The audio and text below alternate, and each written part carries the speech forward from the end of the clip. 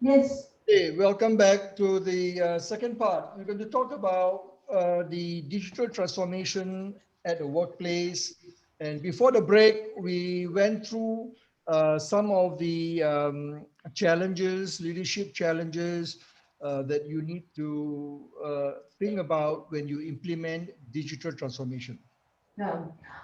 Chúng ta đã trao đổi là cái cách để chúng ta tiến hành cái chuyển đổi số ở nơi làm việc, và đồng thời chúng ta cũng trao đổi những cái thách thức của nó trước khi mà chúng ta nghỉ ăn trưa. Now we're going to talk about what are some of the competencies that you need to drive success for digital transformation. Và bây giờ thì chúng ta sẽ tập trung gần hơn nữa vào một trong những cái năng lực mà người lãnh đạo của chúng ta cần.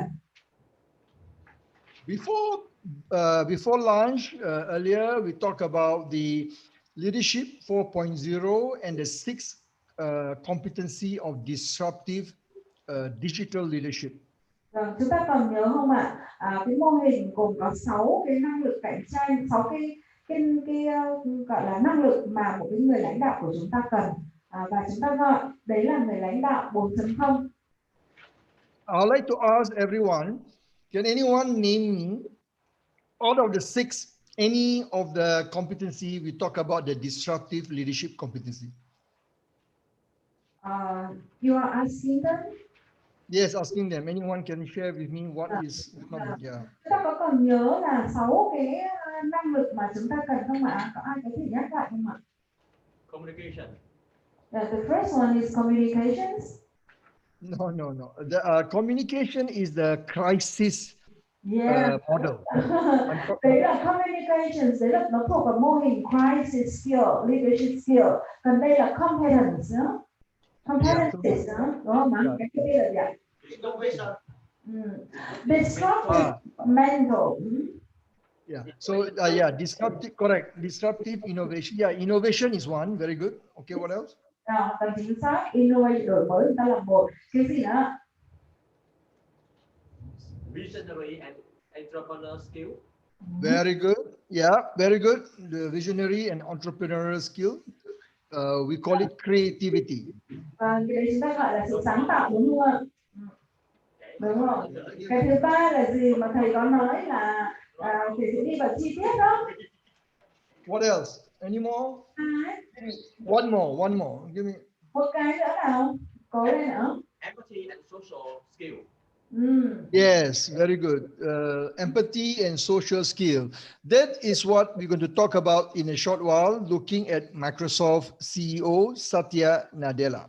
Exactly. Cái đấy là cái chúng ta sẽ trao đổi với nhau một cách sâu hơn, đúng không ạ? Và đồng thời thầy cũng chia sẻ là cách các cái CEO của Microsoft, của gì đấy, người ta đã thực hiện cái đấy như thế nào rồi. So before the break, I promise you, I will go through this cognitive readiness, and cognitive readiness is number 3 in the disruptive competency. Vâng. Buổi trước khi chúng ta nghỉ thì thầy có hứa với chúng ta là sẽ chia sẻ sâu hơn về cái sự tính sẵn sàng trong tư duy, trong nhận thức của chúng ta. Nó là cái thứ 3 trong số 6 cái năng lực mà người lãnh đạo cần. Okay, so look here, cognitive readiness and critical thinking. So I'm going to pick one of them and I will go in detail. Và đúng rồi, và thầy nói trong 6 cái này sẽ lấy một cái và sau đó chúng ta sẽ chia sẻ kỹ hơn, và cái thầy chọn thì chính là cái thứ 3. Okay, so first is similar to earlier we talked about mental cognition, shift your mental model. Và cũng tương tự như là cái kỹ năng chúng ta đã nói đến trước đây, đấy là cái kỹ năng về nhận thức ở trong tinh thần, tâm trí của chúng ta. Number 2. Cởi mở đấy ạ. Hãy cởi mở để thay đổi. Yes. Is there a question? No, so far. Okay. So number 2 is you need to be very focused and be attentive to your people, your staff, when you have a lot of things happening. So you need to be very focused. Cái thứ hai là chúng ta phải rất là tập trung, và bên cạnh đó thì chúng ta phải có định hướng tới biết lắng nghe những cái người làm việc, các cái cán bộ công nhân viên của chúng ta. Number 3 is you need to ensure that you have a sense, what we call sense making, means you can connect all the dots. When you read a lot of report, a lot of information, you must think strategically, think long term. Cái thứ ba là cái rất là quan trọng, tức là chúng ta phải có khả năng cảm nhận ở đây, tức là chúng ta phải biết nối những cái mà có ý nghĩa lại, các cái thông tin mà nó có ý nghĩa, nối nó lại một cách có ý nghĩa với nhau để tạo nên một cái bức tranh chung tổng thể. And number 4, you need to use your gut feeling. In other words, don't just rely on statistics and data, which is important. They are very important, but sometimes you need to combine with your past experience to make decision. Cái thứ tư rất quan trọng, đấy chính là khả năng trực giác của chúng ta. Đôi khi trực giác của chúng ta sẽ mách bảo cho chúng ta một số điều. Tất nhiên là các cái số liệu thống kê của nó cũng rất là quan trọng, nhưng chúng ta cần phải lắng nghe cả trực giác nữa, để kết hợp với những cái sự trải nghiệm trong quá khứ của chúng ta. Number 5 is how to solve problem using your critical thinking, your analytical skill, looking at this problem very holistically. Cái thứ 5 của chúng ta đấy là cái khả năng giải quyết vấn đề. Ở đây chúng ta phải có khả năng phân tích cũng như là phải có tư duy phản biện của chúng ta, giải quyết vấn đề, đặt nó ở trong một cái bối cảnh tổng thể của nó.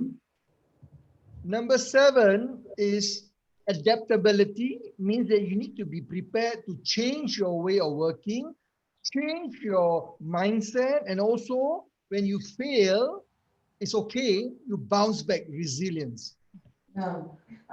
Cái tiếp theo của chúng ta đấy là khả năng thích nghi của chúng ta, tức là chúng ta phải có khả năng thay đổi, và một khi chúng ta đã thấy cái thay đổi của chúng ta đã đúng rồi thì chúng ta phải làm cho nó trở nên bền vững ở trong tổ chức của chúng ta. Resilience. Number 7, the last one is communication. So when during time of crisis, during time of disruption, you must always communicate to your team, listen to them, and we call it empathetic listening, showing care and concern to your employee. Và cái cuối cùng của chúng ta đấy là thông tin liên lạc hay là giao tiếp, truyền đạt các cái thông tin của chúng ta trong những cái bối cảnh nó hỗn loạn như thế, thì việc cung cấp các cái thông tin, giữ thông tin liên lạc với các cái đối tượng có liên quan của chúng ta là rất quan trọng, thể hiện là chúng ta quan tâm đến họ. Và một trong cách đó đấy là chúng ta phải thể hiện được làm sao chúng ta là người biết lắng nghe. So together, all these 7 is called Paragon 7 Cognitive Readiness Competency, and in chapter 6 of the book, I explain in very detail. Vâng, cộng tất cả cái này lại thì nó trở thành, người ta đặt nó một cái tên đấy là tên Paragons, cái năng lực, 7 cái năng lực để làm sao giúp chúng ta nâng cao được cái tính sẵn sàng trong nhận thức. Paragon, tên của nó. So let me pause here and ask any question. Vâng, chúng ta có câu hỏi không ạ? No. Okay. Now we're going to look at digital transformation. What are the key success factors that companies, global companies, Microsoft, Amazon, Google, Apple, DBS, Procter & Gamble, Boeing, all this company, we will look at the key success factor. Vâng, bây giờ chúng ta sẽ chuyển sang cái phần tức là chúng ta tìm hiểu những cái tập đoàn số 1 ở trên thế giới, tại những cái tập đoàn rất là lớn và thầy vừa mới điểm tên đấy. Ở trong đấy có Microsoft, có Amazon, có Google, có Apple, có P&G, vân vân, Boeing nữa. Đó. Thì khi mà người ta tiến hành chuyển đổi số thì những cái yếu tố nào được xem là những yếu tố quyết định cái sự thành công của họ? Number 1, you must always be very clear. If you want to implement any digital transformation, make sure you're clear on your digital vision. What do you want to achieve? Cái thứ nhất, yếu tố quyết định sự thành công thứ nhất, đấy là chúng ta phải rất rõ về cái đích cũng như là về cái tầm nhìn của chúng ta khi chúng ta tiến hành cái việc chuyển đổi số ở trong doanh nghiệp. Number 2 is very important. Always focus on the customer in terms of what the customer wants from you as a provider. Cái thứ hai là khi họ tiến hành chuyển đổi số thì họ không được xa rời khách hàng của họ, tức là luôn luôn tập trung vào khách hàng của họ. Number 3, make sure your company, your organization are always leveraging on technology to do the work, to deliver value to your customer. Cái thứ ba của chúng ta là chúng ta đảm bảo rằng tổ chức của chúng ta phải biết tận dụng tất cả những cái công nghệ hiện có để làm sao mang lại cái giá trị cho khách hàng. Number 4 is very important to remember. All this depends on how well you communicate, how well you explain to your people why are you doing digital transformation. Cái thứ tư của chúng ta đấy chính là hoạt động truyền thông ở trong doanh nghiệp của chúng ta. Chúng ta phải tiến hành hoạt động truyền thông rất là rõ, làm cho mọi người hiểu được cái đích mà chúng ta đến cũng như là lý do tại làm sao mà chúng ta sẽ tiến hành cái việc chuyển đổi số này. Number 5, when you want to solve problem, when you want to make decision, you need to look at data, research, information, and use what we call the big data, predictive analysis to help you to make the decision more accurately. Cái thứ năm của chúng ta là khi mà chúng ta ra quyết định thì chúng ta phải biết cách sử dụng tất cả những cái dữ liệu mà chúng ta có, phân tích những cái dữ liệu lớn đấy, người ta gọi là khi mà phân tích thì nó sẽ đưa hướng tới người ta gọi là predictive, tức là cái phân tích của chúng ta có đề xuất ra các cái định hướng, cái dự báo tiên liệu về các cái kịch bản của nó nữa. And last but not least, the most important, I remember I told you before the break this morning that PPT. Always put your people before your process and technology. So your talent is important. Number 1 to 5 cannot happen if you do not have the right talent to implement the digital transformations agenda. Cái thứ 6 và là cái cuối cùng, cái này thầy cũng đã nhấn mạnh với chúng ta một vài lần rồi, thông qua cái mô hình gồm có 3 trụ cột đấy, tiến hành triển khai thành công, đấy là PPT. P đầu tiên đấy là con người, P thứ hai là quy trình và P thứ ba là công nghệ. Con người thì luôn luôn được đặt trước quy trình và đặt trước công nghệ. Vì vậy để tiến hành chuyển đổi số thì chúng ta phải thực sự có những người giỏi ở trong lĩnh vực này. Chúng ta phải tìm kiếm được, phải có được những người giỏi ở trong cái lĩnh vực này. To give you an example, if you have read the DBS Bank case study that you were given as a pre-work homework, you will see that they have all these key success factors in DBS Bank in the case study. Và tất cả những cái yếu tố quyết định sự thành công này thì chúng ta hoàn toàn có thể tìm thấy ở trong cái ngân hàng, gọi là ngân hàng DBS, là một cái case study đã được dịch chi tiết gửi cho chúng ta ở trong tài liệu rồi, thì chúng ta có thể đọc chi tiết để hiểu thêm ngụ ý của số cái này như nào. Okay, so Alibaba, Google, all has similar structure, similar process like what I shared here. All of them have a very clearly defined strategy and culture. Những cái doanh nghiệp khác cũng rất là thành công như là Alibaba hoặc là Google thì họ cũng cái kiến tạo tổ chức của họ, cái việc ứng dụng, cái việc tập trung vào những cái yếu tố này cũng tương tự như thế cả. Okay, so can I ask whether any question? This is very important. So this is in the chapter 5 of the book. I explain one whole chapter about this. Cái này thì được trình bày ở trong cái phần chương 5 của cuốn sách, một cái chương nó rất là dài, nó phải đã tóm tắt tất cả những cái yếu tố quyết định sự thành công vào cái slide này của chúng ta. Chúng ta có câu hỏi không? So I will wait for any question, clarification. Anyone have any question? Chúng ta có gì muốn chia sẻ không ạ? Hoặc là câu hỏi ạ? Mấy cái yếu tố này nó có theo không phải là ngay lập tức thì mình lập tức là mình không thể nào có 6 cái được, như vậy thì nó có thể là random có, hoặc là trong cái trình tự nào đó, không phải là mình thích là mình có cái nào đó vì.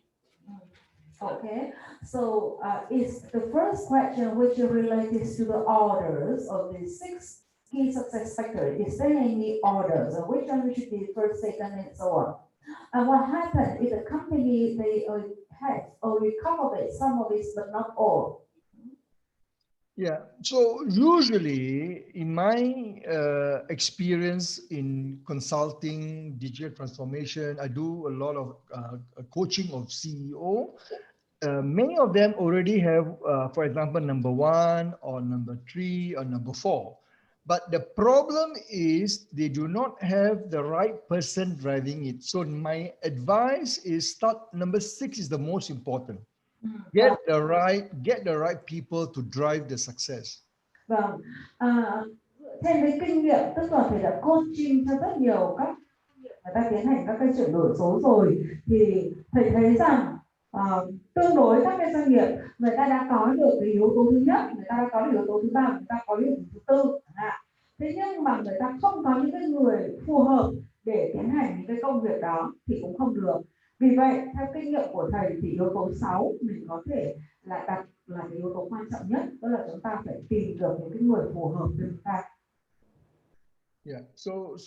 But I think what is important, the number 1 to number 6 is just a recommendation that you need to start step by step, but they are not necessarily that you must do in this order. What you need to do is look at your company, what has you been doing before, and you can then add on and adapt. Vâng, trên thực tế thì rất là khó của chúng ta để chúng ta có thể nói là chúng ta hãy bắt đầu với theo một cái trật tự nào đó cho đầy đủ vào cái thứ 1, thứ nhật, thứ 2, thứ 3, thứ 4 của nó, mà mình hãy kiểm tra cái tổ chức của mình xem mình đã có cái gì rồi và chúng ta dần dần bồi đắp cho nó. Okay. Any other question?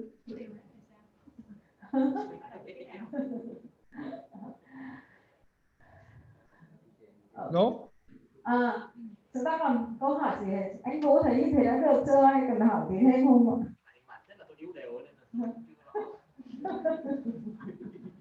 What's so funny?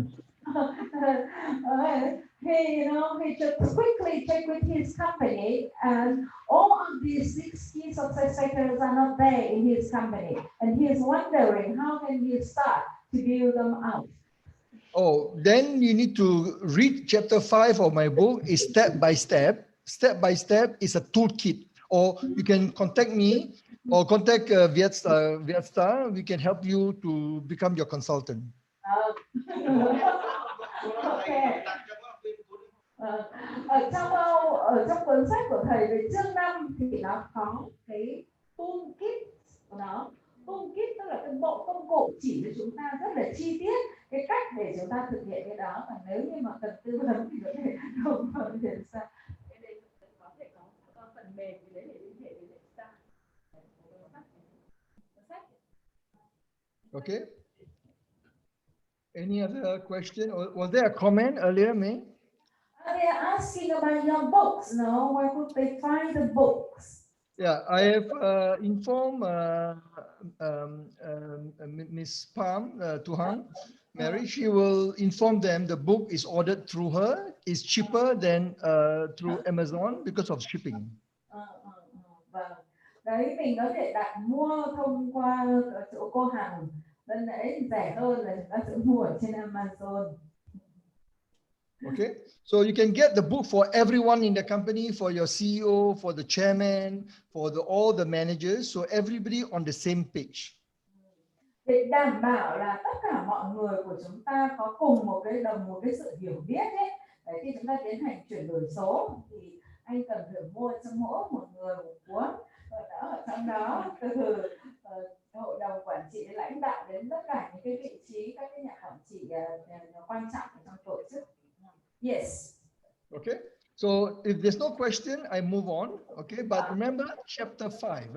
If they want to see sample chapter, they can go to this website here. They can see the sample chapter. Okay. Nếu như chúng ta chưa có sách, vội nhớ là cái phần này nó nằm ở phần chuyên 5. Chưa có sách vở thì chúng ta nhìn ở trong tài liệu của chúng ta thấy đường link này không ạ? Chúng ta có thể đọc cái phần giới thiệu về các cái chapter của nó ở trong cái đường link đó. Okay, now I'm going to talk.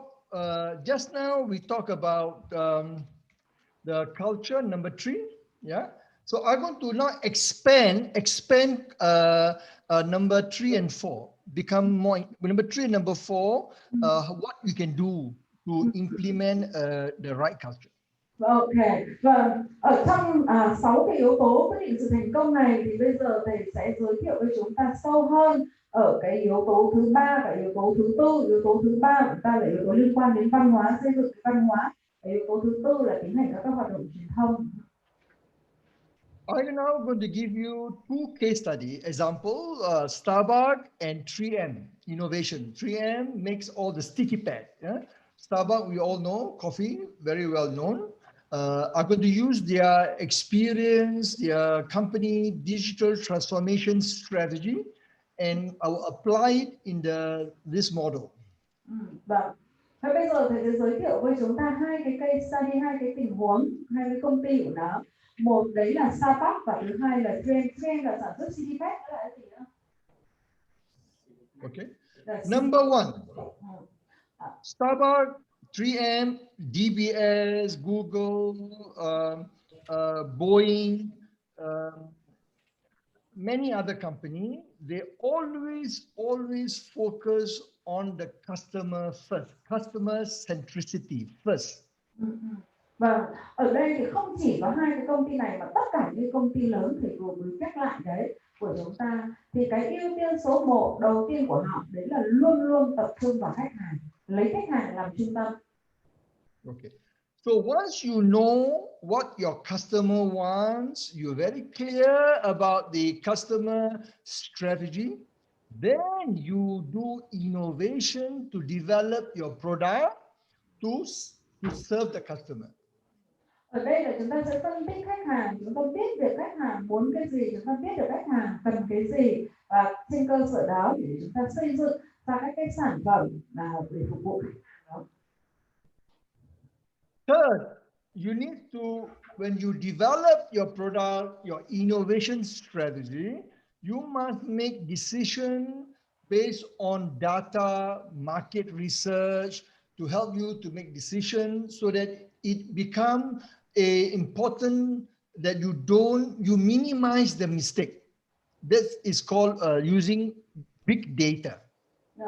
Và trong cái tiến trình để chúng ta xây dựng ra các cái sản phẩm cũng như là xây dựng ra các cái chiến lược đối với lại khách hàng của chúng ta thì chúng ta cần phải nhớ rằng là hãy tận dụng tất cả những cái cơ sở dữ liệu mà chúng ta có, thu thập các cái dữ liệu của khách hàng mà chúng ta có ở đấy, và vì thế cho nên người ta gọi là dữ liệu lớn, big data. Number 4, you must work in collaboration with all partners. Internal partners, external partners. Internal partners mean other departments, sales, operation, finance, IT. Everybody must work as one single team. Vâng, vậy là chúng ta đang ở đến cái này rồi đúng không ạ? Sử dụng dữ liệu của chúng ta ở đây. Đến cái thứ 4 của chúng ta là khi chúng ta thực hiện các cái công việc thì chúng ta phải thực hiện trong sự phối kết hợp giữa bên trong và bên ngoài của chúng ta, với những cái đối tác của chúng ta ở bên trong và bên ngoài. Bên trong thì đấy chính là các cái bộ phận chức năng của chúng ta phải phối hợp chặt chẽ với họ. Như ban nãy thầy vừa kể là rất là nhiều các cái bộ phận chức năng như là từ công nghệ thông tin đến marketing đến sản xuất vân vân. So besides internal partnership between departments, the other one more important also is your external partnership with distributor, with channel, with business partner to make sure your customer get the product at the right time, at the right place, at the right, what has been promised. Và không chỉ là những cái đối tác ở bên trong của chúng ta mà ở đây chúng ta còn phải phối kết hợp chặt chẽ với những cái đối tác ở phía bên ngoài. Đối tác bên ngoài đấy là ví dụ như là các nhà phân phối, tức là các kênh phân phối hàng để đảm bảo, rồi các đối tác kinh doanh để đảm bảo là khách hàng của chúng ta nhận được đúng sản phẩm nhận theo đúng cái thời gian yêu cầu của họ. Next, you must develop what I call open and trust-based partnership with your internal stakeholder and external stakeholder. Internal stakeholder are your employee, your colleague, could be your contractors. External stakeholder are your customers, distributors. Không chỉ là chúng ta phối kết hợp với họ mà chúng ta còn phải xây dựng cái mối quan hệ cởi mở và tin cậy đối với lại những cái đối tượng có liên quan bên trong và bên ngoài. Đối tượng có liên quan của chúng ta thì đấy chính là cán bộ công nhân viên của chúng ta, ở bên ngoài của chúng ta đấy chính là khách hàng, đấy chính là các nhà cung ứng. Very important to remember in digital transformation, trust is the important currency. Trust is absolutely crucial to ensure the implementation of the digital transformation project. Ở đây khi chúng ta tiến hành chuyển đổi số thì cái sự tin tưởng lẫn nhau ấy là nó cực kỳ quan trọng của chúng ta. Nó giống như một cái loại tiền tệ vậy, rất là quan trọng. Cho chúng ta sẽ phải xây dựng cái sự tin tưởng đó giữa các đối tượng có liên quan. Next, you need to remember when you have problem, you have challenges to solve problem, you must adopt the disruptive mental agility by shifting your mental model.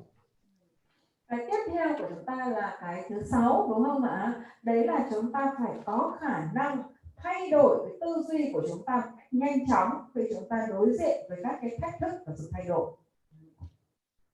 Finally, it's important when there's problem, when there is issue, you need to have agility, flexibility. You need to change quickly and respond to the changes external environment so that you can become competitive. Khi mà có thách thức thì chúng ta sẽ cần phải thích ứng của nó rất là nhanh, hay chúng ta gọi là chúng ta phải thay đổi bản thân của nó rất là nhanh để thích ứng với tất cả những cái thay đổi của môi trường phía bên ngoài. Finally, very important, a reminder that all this culture will not work if you don't adopt PPT. Put your people before the process and technology. Your people right at the center because they are the one who are going to implement the digital transformation strategy. Và cuối cùng chúng ta thấy là 6 cái cấu phần thuộc về cái văn hóa của tổ chức, gọi là hướng tới cái văn hóa số của tổ chức này, nó sẽ không thể thành công được nếu như thiếu cái yếu tố ở giữa của chúng ta, đấy là yếu tố con người. Chúng ta lại nhớ cái mô hình là PPT của nó đấy, con người là đi trước và công nghệ và quy trình là thứ hai và công nghệ chúng ta là cái thứ ba. Okay, so let me pause here. This is very important. This is found in chapter 5 of the book. Any question from anyone? Bây giờ thầy dừng lại ở đây một chút, tại vì đây cũng là một trong những nội dung của chương 5, nó rất là quan trọng để hỏi chúng ta xem là chúng ta có câu hỏi gì không.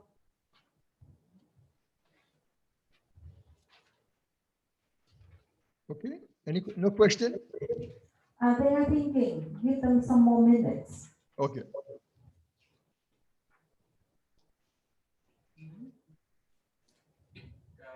Có cái câu hỏi về cái số 3, số 4 và số 5. Thì số 3 là mình rất là logic. Thì mình sẽ dựa trên số liệu. Nhưng mà mình đòi hỏi là xây dựng một cái quan hệ tốt với lại người khác dựa trên sự tin cậy. Thì đôi khi là số liệu nó cũng không hợp lý, tại vì có thể đôi khi mình làm điều đó nó không có lợi, nhưng mà nó có thể tạo ra một quan hệ tốt. Nhưng mà ngược lại là khi mình làm điều đó nó tốt nhưng mà tạo ra một quan hệ xấu. Tức là câu hỏi ở đây là có cái conflict giữa hai chuyện là số 3 và số 5. Và conflict, đúng không ạ? Số 3 ở đây là khi chúng ta ra quyết định thì chúng ta phải biết tận dụng các cái dữ liệu mà chúng ta có. Rồi cái còn số 5 là ở đây nói là chúng ta sẽ phải hợp tác với những cái đối tượng có liên quan bên trong và bên ngoài. Số 5 là nó là trusted, ở dưới số ở ngoài. Trusted. đây cái này đúng không ạ? Chứ không phải cái này. Tức là phải build trust đúng không? Thế thì bây giờ cái conflict này của nó là anh Vũ định nói như thế nào? Tức là hiện giờ là đôi khi là tìm về mặt dữ liệu á, thì cái một cái là liên quan đến relationship, một cái liên quan đến logical thinking, tức là trái tim và suy nghĩ, đúng không? Cái data driven là liên quan đến suy nghĩ, lợi ích, lợi hại, còn cái số 5 nó liên quan đến cảm xúc, logic và tin tưởng. Okay. Thì có thể là hai cái đó nó sẽ conflict với nhau khi mình ra quyết định. Okay. So this is 6 components which constitute the cultures of the organizations. And his question related to the dimensions number 3 and dimensions number 5, which is data-driven when you decide, make decisions, and also opening trust relationships with the stakeholder. So when you do the data analysis, you will apply logical, rational thinking. But when you develop a trust and openness with the partnerships, maybe it's more involved in emotions. And sometimes the data will tell something which is different with your emotions. So he perceived this thing maybe had a conflict. What do you think? No, it's a very good question. It's not conflict, but is complement. For example, let me give you explain for the complement. They're complementing. Good one. Okay. Thế thì ở đây thầy nói là như này, mình sẽ không dùng nó là thay thế nhau, mà mình sẽ dùng nó để bổ sung cho nhau. Ở đây của chúng ta, khi mình ra quyết định mình vừa dùng dữ liệu nhưng mà mình lại song hành với nó, mình vẫn phải xây dựng, tức là mình dùng nó một cách bổ sung cho nhau, chứ không giống như cái dạng là loại trừ lẫn nhau. Let me give an example. When you do research, when you get information, Right. this is data. But sometimes your gut feeling tell you, in my experience, it may not work. So you must trust, or your employee will tell you, this boss, this doesn't work. I know the customer, I know the market. So you must trust. You must balance, find a balance. It's very difficult, but that's what we do. We have to find a balance. Okay. So, ông ấy đưa ra một ví dụ là như này. Khi chúng ta nghiên cứu các cái dữ liệu của chúng ta, thì họ sẽ nói cho chúng ta về một cái khách hàng này, đúng không? Về một cái khách hàng ở một cái gì đấy nó như thế nào đó. Nhưng cái gọi là trực giác của chúng ta nói rằng nó không phải là như vậy. Và chính vì thế cho nên là chúng ta sẽ phải tham khảo thêm cái ý kiến của cán bộ công nhân viên của chúng ta. Chúng ta build trust cho họ là như vậy. Đấy, và sau đó thì chúng ta sẽ judge giữa hai cái đó. Cái này thì thầy nói nó là khó. Làm sao hả? Do I answer his question? Does he understand, or any other question? Let me check with him. Như thế đã được chưa ạ? It's okay. Okay, good. So this, let me just. He says that sometimes, it's like a dilemma. There is a trade-off, whether it's correct. Rational or correct. But this is related to earlier we talked about number 4. Use your gut feeling, experience, but you also need to look at data, both. So it's related. Cái này thì nó có thể là liên quan đến cái ý thứ tư ở trong cái xây dựng cái năng lực đấy của chúng ta ở đây, đấy là sử dụng trực giác, đúng không ạ? Chúng ta sử dụng cái trực giác của chúng ta, thế nhưng mà chúng ta vẫn cần phải xem xét đến cả các cái dữ liệu của nó nữa. Okay. So any other question? Yes. Tức là từ sáng đến nay là thầy dạy mấy cái mô hình, thứ nhất là mô hình lãnh đạo vượt qua khủng hoảng này, mô hình lãnh đạo đổi mới này, rồi mô hình lãnh đạo mà chuyển đổi số, thì đọc đi đọc lại thấy mỗi một cái nội dung ấy thì nó lại chia thành rất là nhiều cái nhỏ nhỏ mà đến này không nhớ được, đúng không? Mà cũng không phân biệt được bây giờ là cái năng lực nào mà áp dụng cho cả ba cái này nó cũng tựa giống nhau ấy. Cũng đều có này cái đổi mới hay là ra quyết định hay là một số các cái nội dung ấy, thì thầy hỏi thầy là có một cái nội dung nào mà nó đúc kết của cả ba cái đấy, và mình mình có thể là dễ nhớ để tập trung vào khủng hoảng thì mình tập trung vào cái gì là cái trọng tâm, rồi đổi mới sáng tạo mình tập trung vào cái gì trọng tâm, rồi cái chuyển đổi số mình tập trung để mình phân biệt được ba cái đấy không? Bởi vì thầy ở đây nên là từ sáng giờ thầy dạy tức là ba cái năng lực cho ba cái nội dung, ba lãnh đạo vượt qua khủng hoảng, dẫn dắt để vượt qua khủng hoảng, và lãnh đạo đổi mới sáng tạo, và sáng tạo là đột phá gì đó, và một nữa là lãnh đạo là chuyển đổi số. Và cứ trong chuyển đổi số chẳng hạn, ví dụ chuyển đổi số thầy đưa ra 6 cái yếu tố quyết định, trong đó thì thầy lựa chọn một cái yếu tố văn hóa thì nó lại có 2, 4, 6, 7 cái này đấy, không nhớ nổi và cũng không biết làm thế nào cả. Bây giờ mình muốn là làm sao mà thầy có một cái chia sẻ gì đấy là ngắn gọn hơn, đúng rồi, làm sao cô đọng hơn, đúng rồi, mà nó tập trung vào cái gì của ba cái đấy mà mình về chẳng hạn lãnh đạo hỏi nào đi học ba cái đấy về thì yes, there is one question, one concern of one participant in the class, which is related to the model that you have introduced this morning until now. So far you have introduced several models, including, for example, crisis model, and also 6 skills required for the disruptive leaders, and also 6 components in developing competencies for the leaders and so on. And in each component, there will be sub-dimensions of, for example, like a cognitive readiness. It will split it into another 6 sub-dimensions. So it seems very complicated and confusing to the partisan here. So his question is that whether you can consolidate all of this, and come up with only one model, make it easy for the participant peers to take hold. Trong cái đấy thì có cái nào là nó sẽ là sử dụng cho cả ba cái đấy là giống nhau, và cái nào đấy là ba cái đấy là nó có sự khác nhau, tức là những cái yếu tố nào là năng lực nào mà áp dụng cho cả ba cái đấy, và năng lực nào là áp dụng riêng cho từng cái đấy một.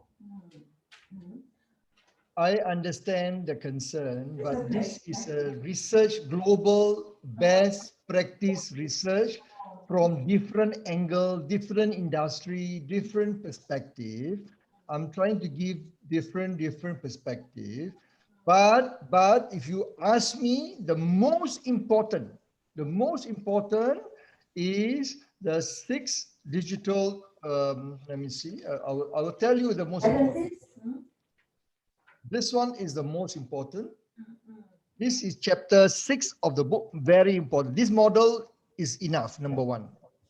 Ok, ở đây thì thầy có nói là như thế này, thầy chia sẻ rất là nhiều các cái mô hình, và các cái mô hình đấy thì được đúc kết từ những cái kết quả nghiên cứu dưới những cái góc độ khác nhau. Với các cái nghiên cứu của nó thì nó sẽ có những cái điểm nhấn khác nhau của nó ở đấy, cho nên tại sao chúng ta thấy là ví dụ như là kỹ năng lãnh đạo cần thiết để vượt qua khủng hoảng chẳng hạn, làm sao để chúng ta có thể trở thành những cái người lãnh đạo mà có năng lực đổi mới sáng tạo, siêu đổi mới sáng tạo chẳng hạn. Đấy là những cái điểm nhấn của nó ở trong đó. Chính vì thế cho nên là thầy cũng hiểu là rất là nhiều mô hình, nên nếu như chúng ta hỏi là cái mô hình nào được xem là cái mô hình cốt lõi và quan trọng nhất thì thầy đề xuất là cái mô hình này. This model has the cognitive readiness, it has disruptive mentality, it has empathy, visionary. Everything is in here. The rest are the detail, not as important as this. This is the global best practice. Vâng. Thế thì ở đây chúng ta sẽ thấy là nếu như chúng ta dùng cái mô hình này để chúng ta đối chiếu với lại những cái mô hình trước đấy, thì chúng ta có thể thấy là một số các cái mô hình trước họ dùng những cái thuật ngữ trước khác một chút hơn, nhưng bản chất của nó có thể nằm ở đây hoặc nằm ở đây chẳng hạn. So if you get the book, look for figure 6.2. 6.2. This is based on Google, Microsoft, Starbucks, DBS, 3M, Procter & Gamble, Boeing, HP, many DBS. All the company in the world, the best company, has similar competency. Thế thì nếu như chúng ta có cái quyển sách thì chúng ta có thể mở sách đấy vào cái hình 6.2 này thì chúng ta sẽ có được cái mô hình này.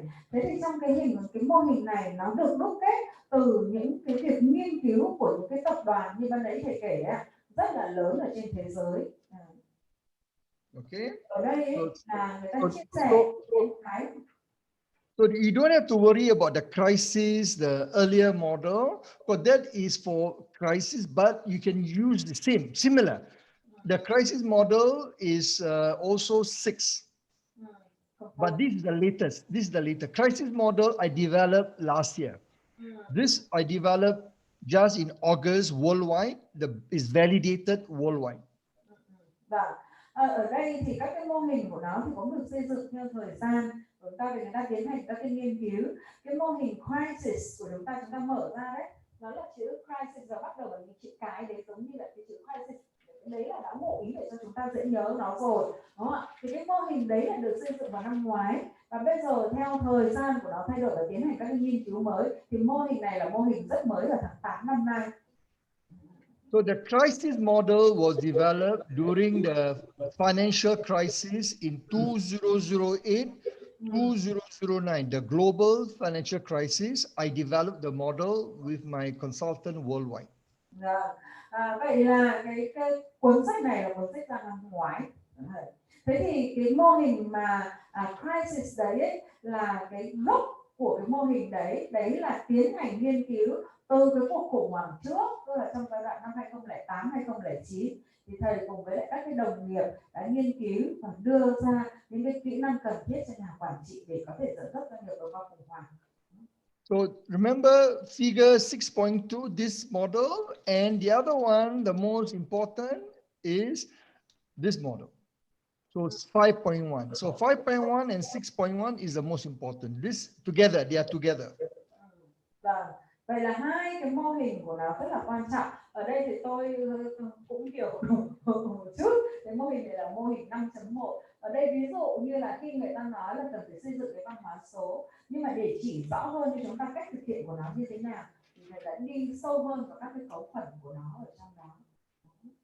So if you're concerned about model, only these two models, the most important. The rest are not as important. If you do this well, these two models, you can have a better chances of success in your digital transformation strategy. Và cái mô hình, hai cái mô hình này là hai mô hình được thầy khuyến nghị là chúng ta và là hai mô hình mới nhất. Nếu như mà chúng ta vận dụng hai cái mô hình này, thì khả năng thành công của chúng ta khi tiến hành chuyển đổi số trong doanh nghiệp của nó sẽ là cao. Thì cái mô hình này là liên quan đến mô hình về văn hóa số, đúng không ạ? Cái mô hình kia là cái mô hình liên quan đến những cái năng lực mà một người lãnh đạo cần có. Okay. Now we come to the end. So we are now going to move to how to apply everything from morning until now. The next step is to apply to DBS case study. Okay. Và bây giờ